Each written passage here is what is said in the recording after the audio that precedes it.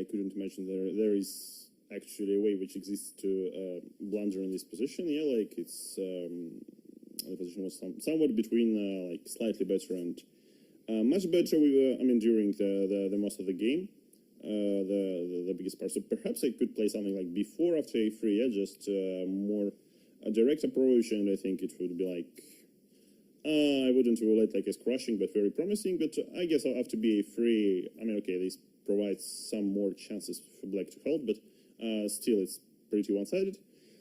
Yeah, but somehow, yeah, I think this bishop d7, bishop e8, black is trying to stabilize, and actually I was quite happy to find this idea queen e1 and just get a pawn into the endgame. But yeah, I mean, of course, like c5 is, is even funny that okay, there is a way to blunder this position in one move, but yeah, who could know? You spent, it seemed, about 18 minutes before you came back to the board after Magnus played the move c6. What was the time spent? Well, I was trying to calculate if there were like any practical chances, and perhaps there is no big difference there to calculate sitting at the board or in the room. But yeah, the best I could produce was okay, this I don't know, rook b6 c5 idea, but it's far from anything realistic, of course.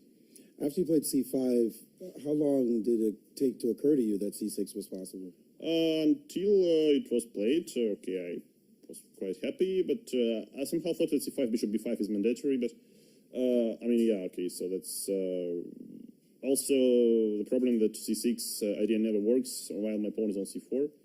So yeah, just some insanely bad luck. So just to clarify, so you didn't notice c6 until Magnus played it? Indeed. I see. Your feelings now about the match situation, given 5 games to go? It's worse than I expected. Magnus, question for you. I'm going to ask the FIDE question first, given that it's appropriate just at the very beginning. People can tweet in their questions to FIDE Chess. And the question is, when Pragnananda played c4 and Jan stayed with the move, you kept on smiling. The questioner asked, this is by Richard Feynman at Dicky Feynman 11. I would like to know Magnus's thoughts on this. Did he expect c4 or was it out of the blue? No, I mean, you expect everything, but obviously it was a slight surprise. Yeah, I couldn't know if Prague had any, had a prior knowledge, or he was just making the move he would have made at the board. So yeah, that's why I smiled.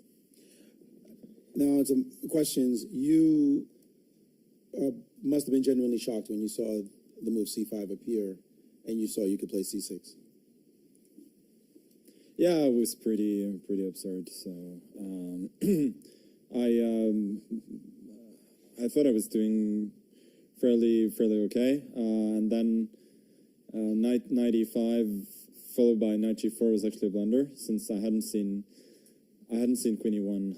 I was considering all the other queen moves that don't trade queens. I thought I'd fortify my knight with h5, and I thought I'm better. And then queen e1 was a shock at first, because I realized I'm just losing a pawn. But I quickly stabilized and evaluated the position as just probably pretty clear draw at that point, and obviously it helped me to see that c5, which is the most obvious try, just loses to c6, and yeah, seeing it on the board was pretty absurd, but yeah, what can you do? You call you're using the word absurd. Could you clarify why you use this word than any other? Oh no, it's just because you don't expect to basically win a piece for nothing. So, and yeah, what can I say? As he said, it's it's also a bit of bad luck that he doesn't even have